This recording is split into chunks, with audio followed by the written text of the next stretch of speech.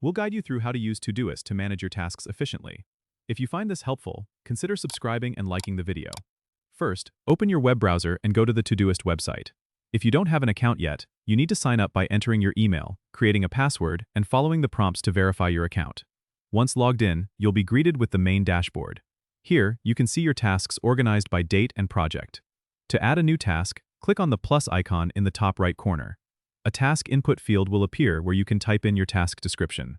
Don't forget to set a due date by clicking on the calendar icon next to your task. This helps in keeping track of deadlines. You can also add a priority level by clicking on the flag icon.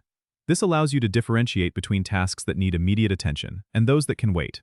Now, let's organize your tasks into projects. Go to the left sidebar and click on the Add Project button. Name your project and choose a color for easy identification. Once created, you can add tasks directly to this project by selecting it from the project list before you enter the task details.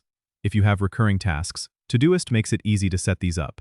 When entering a task, type the frequency in the task description field, like every Monday or every first of the month, and Todoist will automatically schedule it for you. To get the most out of Todoist, use labels and filters.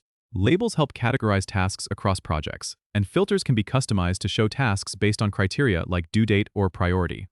Finally, integrate Todoist with your favorite productivity tools like Google Calendar or Slack by going to the settings and selecting integrations.